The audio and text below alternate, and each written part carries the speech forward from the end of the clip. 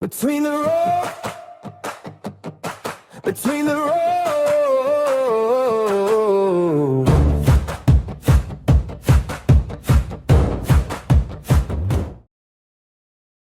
Welcome back to another episode of Between the Rolls. This week, my guest is Brent Songhurst.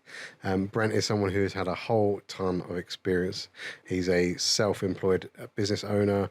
He's a dad of 3 boys. He spent time in the army in his early years as well. He's had quite a difficult background. We talk about so much in this, some of his own sort of ideas and philosophies, some of his experiences with spirituality, some dark moments that he's had as well in the past. It's a really, really good chat. I hope you enjoy it this week. Brent, thank you for coming. Thank you. Would you like to introduce yourself? I've unusually prepared no questions because we've met before for a coffee, didn't we, a few weeks back? Yeah. And I thought best to kind of let this conversation be quite organic and just to see where it goes, really. Why was that? Because I thought that, like you said yourself, you're a talker anyway. I just want to see where it goes. You've had a lot of experiences, a lot of good, weird, wonderful, not so good experiences as well. So I just wanted to try and cover as many bases as we could in this time. Yeah. Without trying to have an agenda, really. I just kind of, not for it to be like a therapy session. It might, go down that route at some point, maybe. But I just wanted to, just to hear more from you, really, because I find you a fascinating character. Yeah, I'd love to know how the conversation went when Luke recommended. Yeah, like he said, obviously you've had a lot of different experiences and stuff, and I do remember you from school, vaguely. We was in the other opposite side. Yeah, we had very different paths at school, probably. But yeah, I think from our conversation that we had when we had coffee, it was like this guy's been through some stuff, and I thought it would be good to share that if you're up for sharing. Yeah, of course. Some of or all of whatever you want to share, because people might resonate with you. People might feel like they're understood if they've had similar experiences, or even just interested or want to have similar. I know we just before we started recording talking about mediums and stuff like that, which you've just come from today. So yeah. But just to kind of start with, do you want to kind of introduce yourself, who you are, and what you feel is important for people who are listening to know about you? Okay, so I am Brent Songhurst. I live in Medway. I am a business owner. Central heating engineer, gas engineer by trade, plumber, whatever. It's funny because I was literally thinking about it the other day, like I think at 14 years old, I put my uncle's wedding suit on and went down to the Army Careers Office and started my enlistment to join the Army. And I joined the Army at 16, and then I was a business owner at 24 as well. I did so much at a young age, like it was insane. Yeah, so I've definitely got a lot of life experiences. I was in the Army for 8 years, travelling the world in many different forms and ways, which are mind-blowing. It looks like a past life to me now. Yeah. The things I did constantly, you're forever on the move. And then I've had my own company now, which is crazy, nearly 11 years in July, August time, which is almost like a lifetime in itself, I think a lot of things, I know I would kind of help people one day. Like I've had people, it's really strange because yeah, I'm starting to go through a bit of a transition now because of the way social media works or marketing or whatever, you know. And I've been to so many courses and training events and had so many coaches in my life or whatever. And it's always about like you as a person, and now people want to see you and understand the people behind the mask, the business owner. You've got to build a profile. Everything's got to be about you, and I almost hate that because I've wanted to try and build a company for 10 years, which has a good profile. It's very, very professional business. It looks good. The image has always been important for me. But me personally, I always want to be like as hidden as possible. You know, I would lock all my socials and like wouldn't want to be seen almost. You know, I don't know. I just never really. I think people might judge that differently as well. You know, and I think because I've always wanted to help myself first. Yeah. You know, people told me at a young age in my 20s, like, you could help people. You know, you could coach people. You could do this. You could do that. You should be in service or whatever, you know. And I think I'm in my fucking 20s, you know, like. Was that off the back of the experiences that you've had, or just how Yeah, you I come think across naturally? a lot of people naturally know what I've been through, Yeah. you know. Some of that stuff is online quite easily or seen it or know me, you know. I think through speaking to me, you know, like a lot of people know about my childhood. A lot of people know about me being in the army. You know, a lot of people know about business. I think people see more than you recognise or know. You know, for example, we've been working on our social media a lot lately. Obviously, a lot of people may see that. So marketing, we've been trying to work on. It's nowhere near there yet, obviously, but I was looking the weekend, you know, and we've got a few things going on our socials and a few posts going out there. And sometimes a post might only get a few likes or whatever, or your stories might only get a few likes. We've got a competition going at the minute, which is really good. But you could see on the Instagram business page, it'll show your views, and there's been like 38,000 views in like the last 30 days. So people see you, you know. And it's like, until you see the data, you would never know. And like on a personal account, you wouldn't always really know. I mean, I'm not techie, so for some people that might be on there, I don't know. But I've only noticed it recently.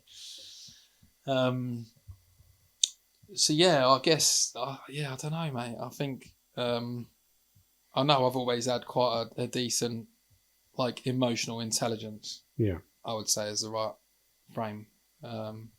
Or terminology. But yeah, I think I was just never ready, mate. Like, and I think I will be one day. But like, I'm trying to.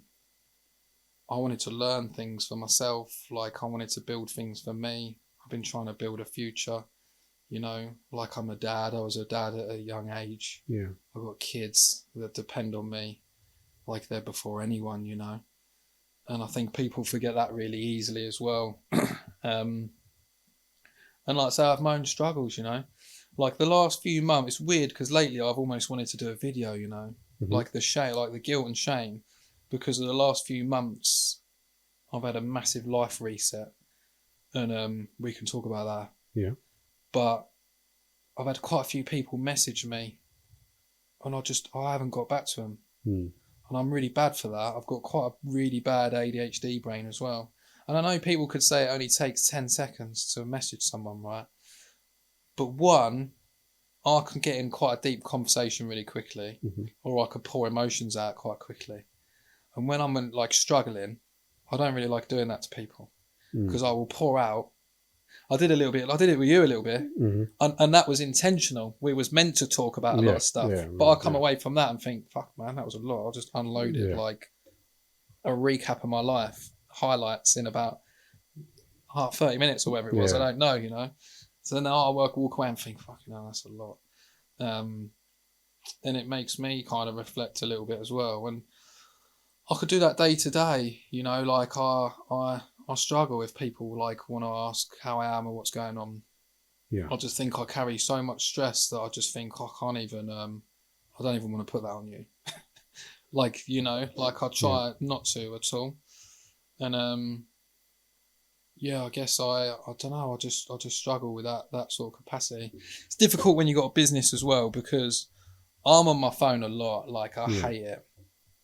I got obviously a number of staff. We do quite a lot of work. My work's reactive work, emergency work. It's gas work. You know, like it's all like quite high profile stuff that's really important. And I take it really seriously. I do. Sometimes it might come across like I don't, or I'm quite laid back. I don't think I'm your average boss whatsoever. Like, you know, um, but it's a lot of responsibility. It's a hell of a lot of stress, you know. And it just got to the point in my life where I had to manage that, my capacity. Like I have to manage my energy so much, you know, and spread that across my like business, employees, my kids, and myself. It just doesn't leave a lot, and that sounds horrible, you know, but I can't help it. But I always just tell myself, like, yeah, one day, like one day I'll help people. Like one day I will be there for people. Like, I mean, I am a lot anyway. Always been my whole life. I think I'm one of those people, and I must have it, obviously, like where people naturally just open up to you. My whole life. Yeah. Like there's people we know that have messaged me in the night or when they're drunk at 3 a.m. or like randomly. People that I've never even spoke to. You know, I've got some good stories that I won't be able to say, but like I have people that I haven't even spoken to in like 15 years or would all of a sudden reach out and be like, I just want to talk to you. Just weirdly because they know. Or I remember, you might not have seen it, but I remember a friend of mine, well, you got a bit sour towards the end, but there was a guy I helped doing a video for like men's mental health during lockdown, right? Like it's okay not to be okay. Yeah. And he asked me to do a video, and I was like, yeah, I'll do a video, you know. And I was struggling then and going through a bit of a time. And that went a bit viral, really. And I had so many people, like, I didn't expect that or want that. Like, I didn't, like, at the time. I didn't really think much of it. I just did a video and put it out there. And, so and I love it in a way because it does resonate. People need that, like, and it does resonate with a lot of people. And I think people missed realism, if that's the right word, like, or people miss connection. I think because of social media becomes so sort of fake and manipulated, people and COVID and all these sort of things, people have really missed connection in a way. And I think when you can be that vulnerable, it gives people the opportunity to be vulnerable too. Yeah.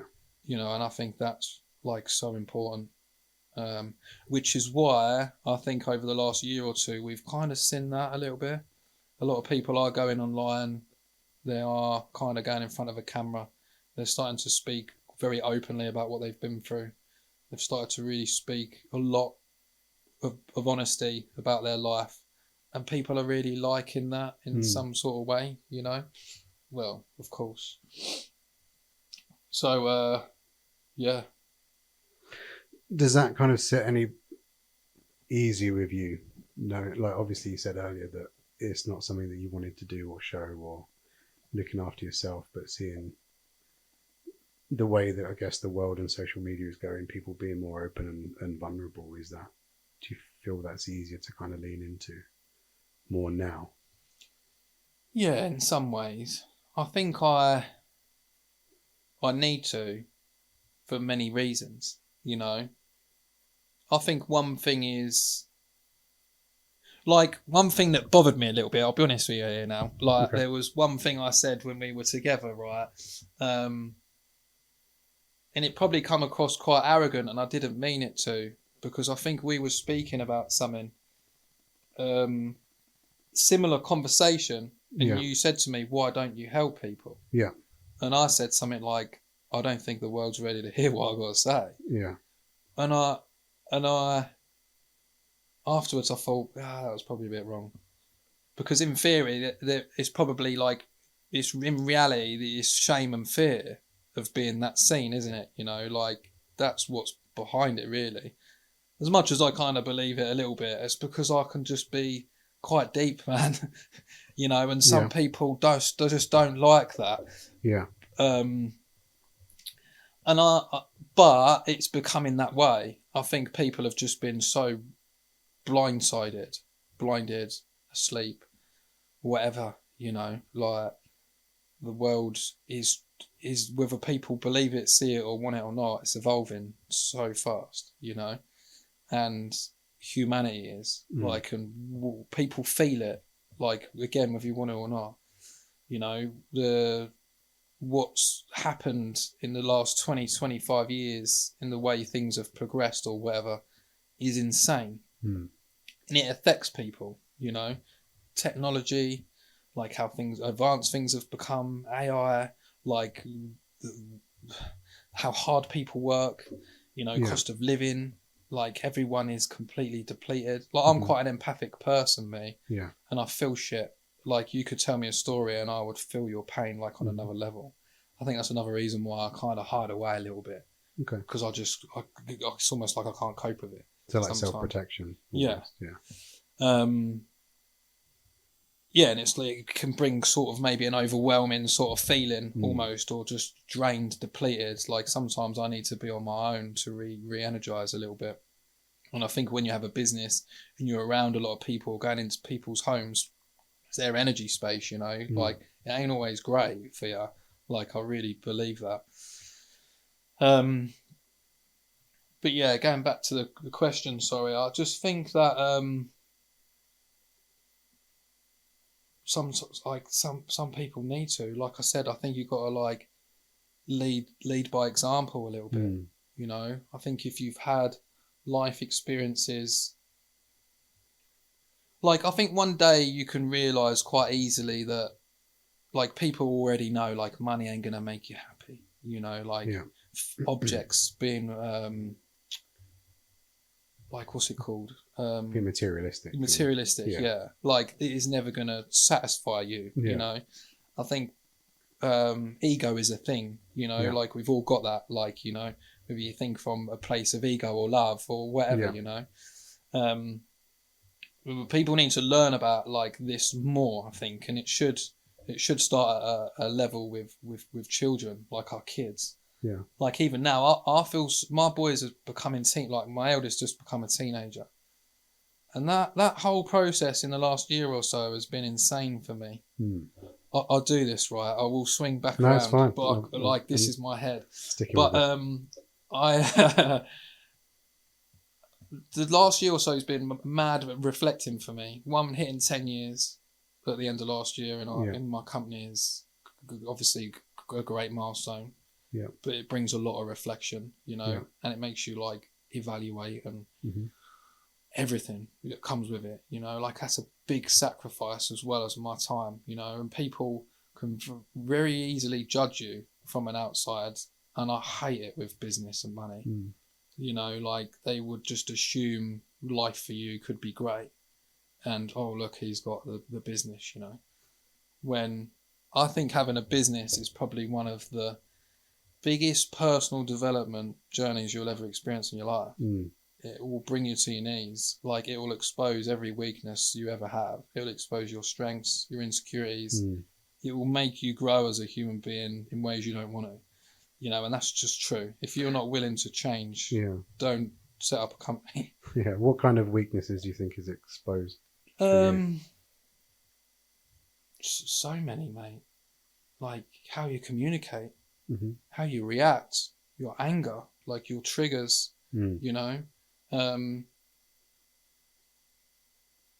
things that your habits, how you move, like how you affect people around you, like because I think if you want to be a business owner, you got to realize, and I did realize after a while, it ain't about you, like, and if you want to build a real successful company, no matter what anyone says, you don't do it on your own. You need a team of people around you that believe in a vision and believe that you can all create something together. You know, you'll never do it on your own unless you get really, really lucky. Yeah. You know, we all know it's like in theory, what is data like there's 1 or 2% of the world become very successful, and that is a particular figure, number, or whatever and above, whatever that looks like, you know. In terms of wealth, being successful isn't always about money, obviously, but if you could do it on your own, like that's an absolute stab in the dark. Like, so you've got to learn that. And when you are building a team, you need to be able to understand you and people around you and what motivates them, like, and how you influence them or how you bother them, how you move. Do you know what I mean? Like, there's so much things to it. Like, this is why I like, I hate saying the word almost when we talk about spirituality or whatever. Because, and we can talk about that in a bit, because that's just a world that's just as corrupt as anything else. It is, because people make it woo-woo on purpose when there's real science behind so many things. But if I was to describe my journey with it, it was understanding your mind, your body, and your soul on a deep level. And the easier or quicker way that you can master that, you could almost become and achieve anything. Okay.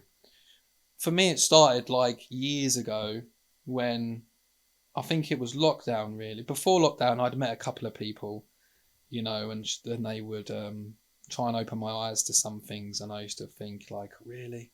I was like 25, 26, just as far-fetched as anyone, you know. Like what?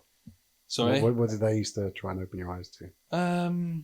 Like things in business, or like the secret, or the power of the mind, right? And being able to create, manifest, all of these sort of things, you know.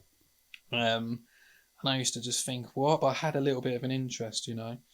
And then it was just like something that just kept knocking on the door for me my whole life, like something always come back around, or showed up in my life. But I started watching videos. Well, I think it was Tom Bilyeu, the guy in America, in LA, who interviews people as a similar version over here in the UK. And he interviews like this, CEOs, successful people, to find out their mindset. 'Cause he believes there's something behind that human being that has made them become so successful. And he tries to find almost a link between all successful people, right? So what's made them so driven? What has made you different to anyone else, you know? And there was a few people on there that just blew me away, or at the same time inspired me to be like, well, if this is legit, you know, I'm struggling in life. I've had a business of 5 years, COVID here, it's painful, losing money, blah, blah, blah. I knew I had to go backwards or forwards, you know, and a lot of people believe that they have a company or own a business, and you don't. If you're on your own, I'm sorry, you're just self-employed. You know, I think to have or own a successful company, the be-all and end-all is it runs whether you're there or not. So you need to be able to train up and have all these people in job roles that are capable of doing a job whether you're there or not. That's a successful company, right? So I started watching a lot of these videos, and I'm like getting really intrigued. And then I'm like, okay, what if I listen to some of these people? You know, what if I really, if that's what they've studied, if that's what they've learned, if that's what they do. And there was loads of different people on there, like from big successful businessmen to athletes to a couple of people, like even from spirituality, from a scientific point of view, you know, or quantum physics or whatever. There's I love, people will see me post all the time about Joe Dispenza. You know, like I think you might have heard of him, like that's someone that could change the world. You know, like his theory is like, you know, when they say like you're under immense stress, you know, you're pushing yourself so much, you're going to make yourself ill. Like it's really true. If you push yourself that much without looking after yourself, like you can create disease in the body, right? And you can become really ill from that alone. But his theory is that in reverse. Like if you can think yourself ill, can you heal yourself by thinking, by thought alone? And through science, they've proved it. Like, look the guy up; it's insane. And watch some of his videos, and the way he articulates it and explains it is my. I don't know. I just become almost so obsessed with it at one point, and it's a lot of it's based around the power of meditation. Yeah. And again, I think people get that wrong. And listen, I haven't meditated in a while, and I don't do it as much as I nowhere near should. But at the end of the day, meditating is just sitting there. It's having the power of your own mind to just say sit and be patient. Just sit and have a minute. Yeah. Because the world's so fast paced, and we're always looking at this to do, that to do. That's why we're fucking exhausted, because it's just something. And then the phone's stimulating, and your emails and your messages and this and that. Like, just sit down. And be present. 5 minutes. Yeah. Focus on your breath. Like meditating, that the best way to describe it is like sitting on the side of a highway and your thoughts are cars going past. Be the observer of your thoughts, and just watch them go by. Yeah. And allow yourself to just be, rather than letting that your mind put you in a car and travel down the road with that thought. Do you know what I mean? Because we can all think of something that says quite scary, and you're in fear. Your heart rate's going, your blood rate's going, and it affects you in ways that's crazy, right? That's so true, isn't it? You know? And if you can do the opposite, bring yourself peace, harmony, or whatever, and actually take yourself to a place, you can do that deeper and deeper and deeper, and into quantum physics, where you can almost create a reality. So his philosophy, right, is that you say you have 60, 70,000 thoughts a day, which is true, roughly. There's a figure that's insane. We process that many thoughts a day. Say it's 50,000 or whatever. A lot of those thoughts are from the day before. So a lot of those thoughts are from the previous day. Yeah. So if it's from the previous day, you're kind of basically living in the past, which is why people never break cycles or break habits, or things don't change in their life, because you're forever thinking and processing and living in the past, rather than being able to process and think of a better future. So that's what his ideation is, or whatever, is to visualize a particular future that you really want, and move and create habits in a way that can get you there. And I know we've just gone off real deep. I can't even remember where I was going with that. But So in relation, we talk about helping people, and what you learned about yourself through business. Yeah, and I started there, and that was kind of it for me. At that moment, I knew that this was kind of right. And if I could look after myself in a way and create those sort of habits, could it change my life for a better future? It's always been about my kids, my future, my business. And stress is real, I think when you employ that many people forget that. When you have a company, people just think, he must earn loads of money and this and that. No, it's the opposite. I earn less money now with the team of people I've got, and we do 3 or 4 times revenue more a year now than I did 4 years ago when I was on my own, or 2 of us or whatever, and I earned more money then. You've got to take so many risks, and sometimes that could be earning less money to pay for someone else to do a particular job role within the company that's going to help. It's so hard. And the responsibility, and those 30 days come around very, very quickly. And when you're paying out 20, 30, 40 grand a month, you still got to earn it somewhere, as a team or whatever. And you could have a bad month that hits, or something happens, or you lose a lot of work, like I said earlier, things just happen, and you've got to take some serious risks to be able to grow. You've got to be able to manage and understand and learn money. And that goes against anything that we've ever learned about the financial system. You've got to understand debt in a particular way, or borrowing, interest rates. You've got to really learn money, which we was all never taught at school. So I've started to learn so many of these things in my 20s, and I'm like, why aren't we learning none of this in school? Why ain't kids taught about money? Why ain't kids taught about their mind? Why ain't kids taught about this sort of shit? So going back to what I was saying earlier, I do feel sorry for like teenagers at the minute. Like we was talking when we mentioned about my son becoming a teenager, you know, like what have they got to look forward to? Like look at all the bigs around the world. All the bigs, like all the people that they should be aspiring to look up to or be motivated by or learn from. One, we all don't really know nothing. Like, you know, a lot of people are winging it, you know, everyone's different. Like, but what we do know is it's not really working. You know, a lot of people are really suffering. The bills are the highest they've ever been. House prices are the highest they've ever been. People are working more than they ever have.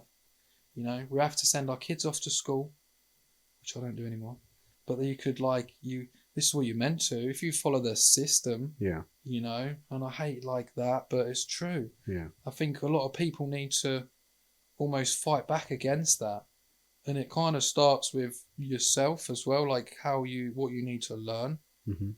You know, like this is, again, I'm just going to go off here a little bit, but I always remember when I was in the army, right, I would love to find this quote. If someone could find it, like, it would be insane.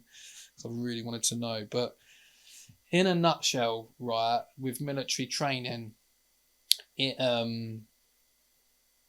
which is probably another reason why I am the way I am, right? Because I think not only my childhood, but the military kind of break you mentally and physically and rebuild you, right? You know, like again, it's a big brain washing and manipulation exercise. Yeah. You become someone different. You know, like the British Army, they make you believe you are unstoppable. Like when I look back at starting a company at 23, 24, like I had some minerals, you know, like I was like so driven and like, yeah, I can do this, you know, like I was so organized. I think I set up my company about 5 weeks, start to finish, all of it, you know, like website, marketing, the van, vinyl, like business cards, leaflets, crazy, you know. I was going around garages and shops handing stuff out. Yeah. It was quite like in the beginning, I was almost unstoppable. And I look back now and think, I ain't got that in me now, almost, you know, but I'm a different person, like completely, you know. But I don't want to lose my train of thought. So there was like a process, there was a quote on the wall, right, and it basically said like you will learn, or you will basically like hate each other. You will almost learn to hate each other. Yeah. Then you'll hate yourself. Yeah. And then you'll become one. Then you'll become a real team. Yeah. And it was like, I think it was just like describing the process of basic training, you know, and it was describing the process of it really breaking you down and becoming such a close bonded team. Yeah. You know, if that could make sense to anyone. It was obviously a really nice quote that I just forgot. I read it so many times. But I've also been through so much since. What was that like? So going back to, like you said, you started off saying, you know, you put on your uncle's suit when you was 14 and went down to the thing to try and register for the army. So looking back now, I suppose you can't really describe your whole experience in the army and what that was like, but what was the initial thought behind that to go, this is what I want to do? I don't know where it come from. Like there is some good military ties within my family in a way. Like, I think this is true and it sounds wild, right? I never met him, but apparently he was a bit of a dick. But my granddad, who I never met, my dad's dad, was employed by the military, right? He was a civilian, but given the status of a captain. Apparently he was really clever. And I think he kind of apparently designed the weapons that we went to the Falklands with. So. Oh, okay. And there's someone in my family, I think it was my cousins, or my second uncle or something, showed me once there was letters from like military colonels that sent letters to the family when he passed away, like thanking his service and stuff. But I never knew much about it. And the same for my dad was in the army. He was in the catering corps, but I think he only did 5 or 6 years, and he never really spoke about it much. Yeah. But for some reason, as a kid, I mean, I half know, I'll say in a minute, but like, I just always knew at school, I hated school. You know, I really struggled in school. I did have a lot of friends in some ways. You know, I think I floated around every group of different friends and people, and I just wanted to get away. I think I had such a bad time at home as well. My upbringing was terrible. Like, my mum and dad were just terrible people. I think I've mentioned to you when we was having a coffee, you know, I think at about 10, 11 years old, I used to tell myself, like, this is my mum and dad's life. Like, they fucked that up. They ruined that. Like, this ain't my life, you know, like, this will never be my life. And I just always told myself, like, when I'm 16, I can do something different, you know. And at 14, I think I mentioned it to, weirdly, one of the teachers at school that never even taught me. You probably know him, but I can't remember his fucking name. About wanting to join, and then the school enlisted me on the Army Look at Life course, and I can't remember whether I had tried to enlist before that or not. But I remember I started my process really young, because I remember I was one of the youngest in our year, so I even left school when I was 15. And the army wanted to enrol me that September. It was last minute. They said to me, "You're actually still too young. You need to wait till the January to be 16 and 4 months." But I did, when we did like work experience, right? I actually I did 2 work experience. I was quite lucky because one of the teachers put me on this Look at Life course. So I went away with the Royal Engineers for a week, and I just knew I was going to do it. I just knew. When is that? Is that year 9 or 10 or something? Well, yeah, year 10 work experience usually. So like, I always knew before that. I think I knew in year 7. I don't know what it was. I just knew I was going to join the army, and that was probably to escape. I think I was sold a dream. Like, I looked it up. You can learn a trade. You can learn a job. I didn't want to go college. I didn't want to do uni. You know, it was like the next best thing, and I knew that. Like, I had my first packet of cigarettes and bottle of vodka when I was 11. You know, like, my mum and dad used to leave me a glass of wine on the radiator in front of my bedroom when I was a kid. Like, which to me is baffling now. You know, like, and I knew that if I'd have stayed around here, I probably would have ended up on drink and drugs. And I just wanted to get away. Like, it was a big escape. And it was obviously one of the best things I ever did as well. Yeah. There's quite a lot of awareness for a kid of that age. Like, you think your son's turning a teenager now, having those... Mate, it makes me so emotional. I could cry. Like, the older I get, the more emotional I become. Well, what's that like now as a dad looking back? To think that at his age, at your son's age, that's what you was like. It's scary, mate. Yeah, it blows me away. Well, I have a mixed feeling of emotion. Obviously, I love my boy. All my boys, but my eldest. But he's really ADHD. I think he's got quite good emotional intelligence as well, to be fair, which is probably ain't a surprise. He is a good kid, but he can be a little bit dense as well, you know. Like, I've never... he does some things that fucking blow me away. And I just think, oh my God, he's stupid or what? And I just think... And I look back at what I was doing at that age. Like, I was working then. Like, I was working at such a young age. I had a paper round really young. I remember I went and worked for my second uncle once when I was like 12, 13, like properly as well. I went up there, it was hard graft. I was mixing cement with a shovel. And I was on an hourly rate and everything. Is getting me up at the crack of dawn. And then I joined the army. So I was so driven, so young. Like, I loved my paper round. And then I didn't even have it long. My dad, like, my mum left when I was 11. My dad lost the house. We got evicted. He got done drink driving and lost his job. It was just fucking one thing after another, you know. And so I had to grow up. I think even when my dad was losing the house, right, he didn't open any mail. I used to be the one that would open all the letters. I knew before anyone that we was losing our house. I knew when I was opening the letters, counting down the days for the eviction, and I don't think I told anyone. That's a hell of a responsibility for... Oh, it's insane. Yeah. And then, like, now, you know, like my boy, he has hardly any. Yeah. Which is on us. I wanted that. Like, I must admit, and no disrespect to any parent out there, everyone parents differently, you know, we all Yeah. wing it. Again, we don't get taught how to be a parent. Some of the most important shit in our life, we never get taught shit, you know. And so many kids get forced to do things that you're not forced. So many kids get, or have, like, how do I want to say it? I don't upset anyone, but a lot of kids do things at a young age they might not always want to do. Yeah. A lot of parents put things on kids, you know, you should do swimming, you should do football, you should do this, do that, you know, and it's great to start young, like it's brilliant, you know. It's like it is good, like in so many ways, you know, there's so many different perspectives of it, obviously, but I'll be honest, because most of my childhood was taken away, I've only ever wanted my kids to be kids. Like they have no responsibility almost whatsoever.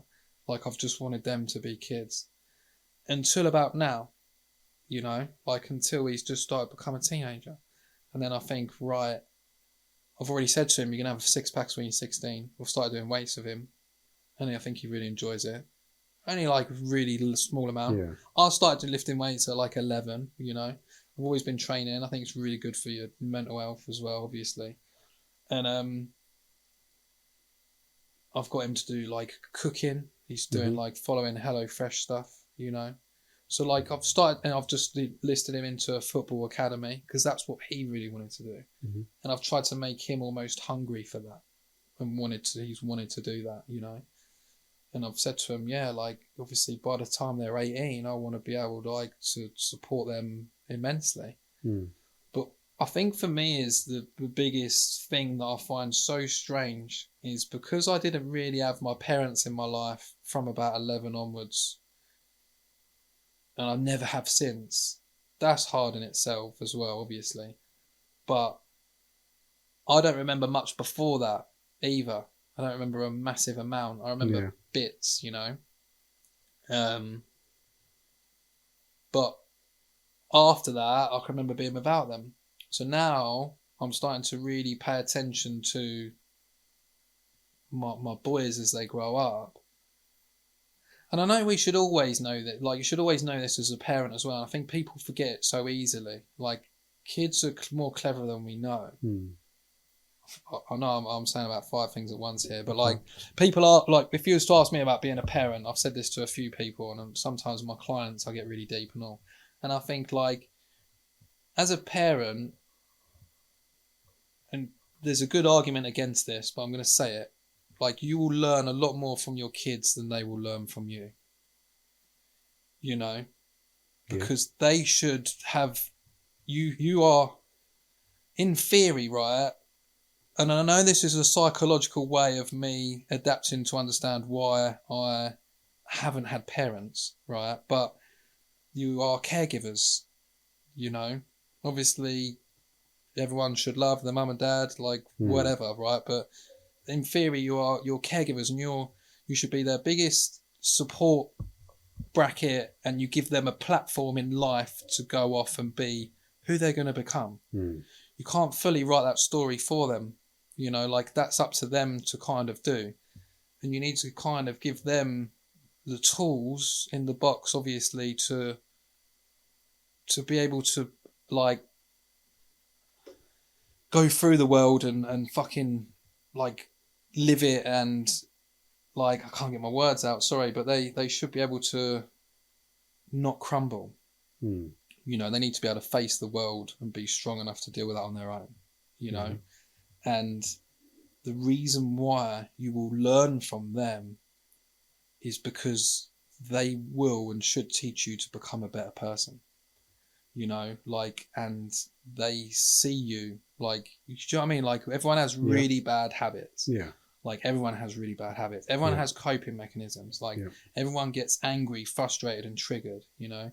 And you fucking shouldn't put a lot of your, like, you know, like, it's like generational trauma shit, innit? You know, like, someone's mum's a bit of a dick. Like, she was treated badly by her mum, and then all of a sudden, or dad, and then, like, then that gets put down onto, like, these people, you know? And they will always say about how they just, their mum and dad are, they're a pain in the ass and they're a dick and whatever. But then they become that as well. They end up doing that. Like, I learn loads of this shit, You know, the first 7 years of your life are so important Mm-hmm. because your mum and dad are the first male and female that you experience in this world. You know, and that's so important because that affects every interaction you have with every male or female for the rest of your life. And people don't know that, or they're not aware of that enough. Yeah, I try and teach quite a lot of that with my own clients and Yeah. that I have, talk about lots of different parenting and stuff. But going back to what you were saying about, you know, your kids teach, what do you feel like you've learned from your kids how to be a better person? What do you think you've learned specifically? I think there's loads, you know.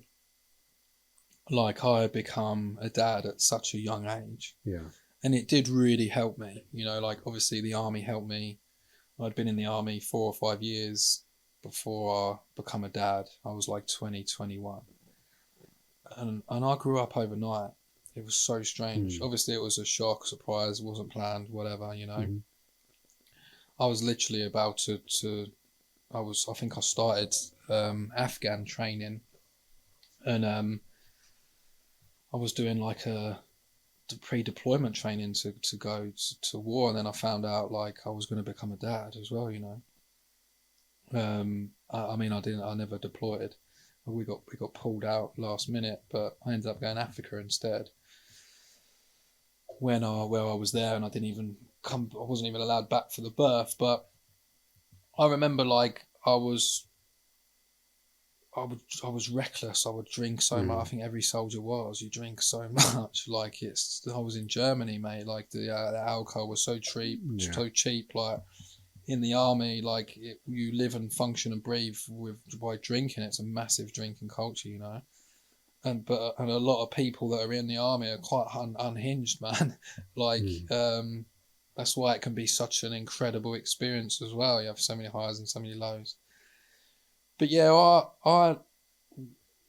what I'd been through in life and with my parents, kind of, I struggled probably as a teenager. Yeah, in some ways, I think I accepted them or accepted it a lot. I don't know how. I found a way to just accept that, like I said earlier, it was their world, not mine. Yeah. You know, I was never gonna. Like, you can't let your past define your future, you know. I was never going to let my parents ruin my time. And once I joined the army, it becomes like your own family as well, you know. But when I become a dad, it was like, okay, I don't need a dad anymore. Like, I am a dad. So, like, that helped so much.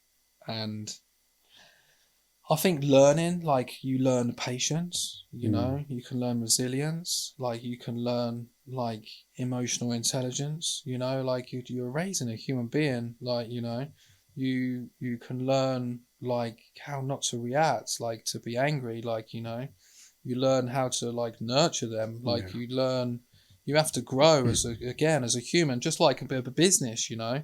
Becoming a parent is very, very similar because before becoming a parent, you know, like you only have to really care about yourself, don't you? When you have like a dependent or someone depending on you, you know, that like affects your whole life. It's a bit like how they react, you know, like a naughty kid. So if a kid's being really naughty, it's usually because something's wrong. They're maybe needing attention. They're not feeling seen by you, you know. They're missing something, and you've got to be able to see that. Some people can yell and scream and, you know, like have a go and be like, "Oh, my fucking kid," you know. But usually it's you, like, and it's such a hard, brutal truth. You know, if you're not creating a good environment for them to grow, like it affects them. Energy is a thing. You know, I grew up in such an unstable home where my mum and dad were so angry. Like, my mum used to beat us with a wooden spoon. You know, my dad would raise his voice at any moment and you'd fucking shit yourself. Like, my nervous system was shot away. Probably has been ever since, you know.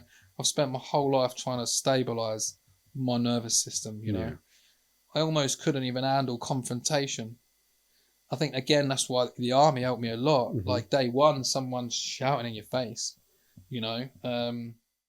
This is just my own personal experience, right? And I've paid for and been on so many life coaching courses, spiritual journey coaching courses, fucking business coaching things. Like, I've spent tens of thousands, like, on trying to learn stuff to grow and be better, right? You know, I know, and I think mainly because, like, I never, like, it's such a, I know, like, poor me, but this is obviously about me, right? So I'm trying to be really, like, honest and vulnerable here. But, like, when you don't have parents, you're at such a disadvantage in life. Like, I've never had anyone to just have the kids for a weekend fully, really, you know?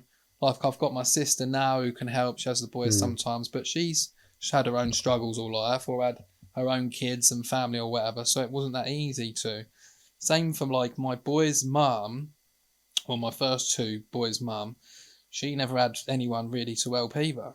So, like, never having mum or dad to even help me pay for a driving lesson, I had to do that on my own. Do you know what I mean? Like, getting your, like, first home, or where I was renting, don't own a home, I'm not a millionaire, and people probably think so, but like, do you know what I mean? Like, throughout your whole life, just helping you, like, with this, or you're really struggling once, here's 100 quid, or I'll pay for that, or I can get the kids this clothes, uniform. Well, like, I had to do it all on my own. Like, all with, like, the majority of it, like, so I've been in relationships, and they've done played their part, like, of course, you know. But as a man, I feel like you're the provider, you know. But not only provide, I've tried to help my kids set up a future, you know. And I had such a tough life that I promised myself, right, that I would bleed to provide my kids stepping stones, you know, to have a good head start in life, that they can then enjoy the journey so much more than I did. Like I say, can help them get a car, have a job, or even build a company that they can work for. They don't have to, they can do their own thing. My boy's a teenager, right? He wants to be a footballer. So it's like, okay, you go to, like, if you want to do that, you know. Chase your dreams, always. But, like, I'm gonna be here as a backup plan. I've got you, you know. Like, sometimes people just need that. You know, I think that's why I liked coaching a lot as well, because sometimes coaching can just be like that one person. I think everyone needs just one person that can just cheer you on a little bit. We all need that, because people find it so hard to do it themselves. You know,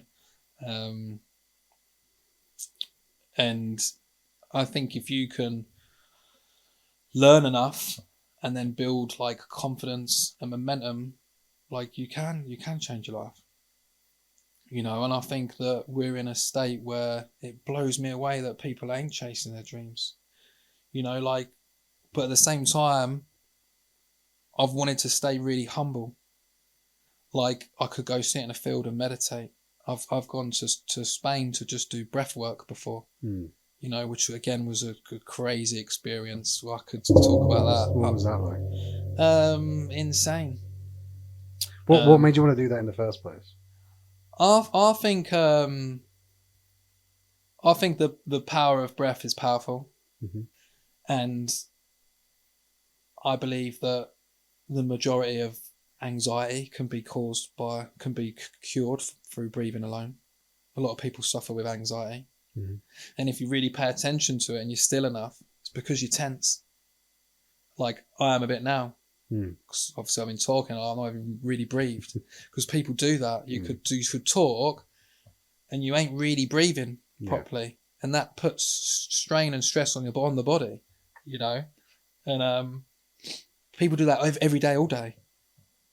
And if you can, I used to do it. I started doing it where, like, one of the first times I quit smoking, I think I would go outside and just spend 10 minutes fucking breathing. which sounds crazy, but it's so good for you. Yeah. Like, you know, What made you go? What made you kind of look at that initially and go, I'm going to go to Spain to do some breath I work? knew someone out there, and I was invited. And there is breathwork practitioners out there, and I've done classes over here. I actually haven't for a while, but I would like to again. But you know, you do, like, you can have almost a psychedelic experience through breathing. Like, obviously you're aware of that, you Yeah. know. And I witnessed things in this room where people were having like almost crazy experiences, you know. And I almost did. I felt like I was there channeling energy. I was pulling it out of the air. I was laid there. You're almost away with the fairies because you start by breathing. And then all of a sudden you're just under a state, you know. And this is obviously an extreme breathwork exercise, right? Yeah. You know, so again, I'm no professional and like look this shit up or whatever. But like, of like a future, which sounds wild, Yeah. right? And it was, and this is, I know I probably should, but I know this sounds batshit crazy, and this is why I like people shouldn't, don't listen to me, but it kind of showed me a vision of, because like years ago, I'm going to curve off now, but like 10 years ago, if you spoke anything spiritual or meditating this or that, you know, you was seen as batshit crazy or woo-woo, you know, when actually based upon science and things and like books and real people that really start, like there's ancient history, mate, that's just been covered up, right? Natural healing like modalities and holistic therapies, which would change the world, right? But because of the pharmaceutical industry and because of pills and tablets and that generate is a billion trillion pound industry, we've all been kind of brainwashed in a way. And you could go to a doctor, right, and they'll just give you tablets. They won't ask you really how's your sleeping, how's your water intake, how's your food, like how's like life, how's this, how's that. They're just, how many people have been palmed off with depressants or tablets or whatever. And I know if you've been struggling, fair enough, yeah. But there's things that we should put in place to kind of, we need to fix the root cause of some stuff, you know. Which is where therapy would come into, I guess. That helps, of course. Again, a modality. There's a way, like a really strong, powerful one, of course, you know. And you obviously do like hypnotherapy as well. I think that's like a way, you know, that can help change the world. So there is people like you and that are doing certain things. Same for like, again, breath work, you know, or people that meditate. These are all like natural modalities. Very similar sort of stuff. You know, even people that like that are good with the body and moving the body and relieving stress out the body and shit, you know, or yoga, you know, like I've done a lot of yoga because it's just good for you, you know, rather than self-medicating, like, or using coping mechanisms or being in a cycle of things that just are not good for you or your mind, you know. Where was I going with that? So you're just going to tell us about the vision that you had. So, I wasn't avoiding it, I promise. But it was basically telling me, right, that the system that you know will collapse. And when you think about it, that's crazy, right? But we're all so dependent on a system which has been created. Thanks for listening to Between the Rolls with me, Michael Blown. If you've got any thoughts, feedback or questions about today's episode, I'd love to hear from you. You can reach me by email at loquicounselling@outlook.com. That's LOQUI counselling@outlook.com, or through my website, www.loquicounselling.co.uk, or on social media at Loqui Counselling and Hypnotherapy. If you've enjoyed the conversation, please like, subscribe and share it with someone who might relate. Take care of yourselves, and I'll see you next time on Between the Rolls.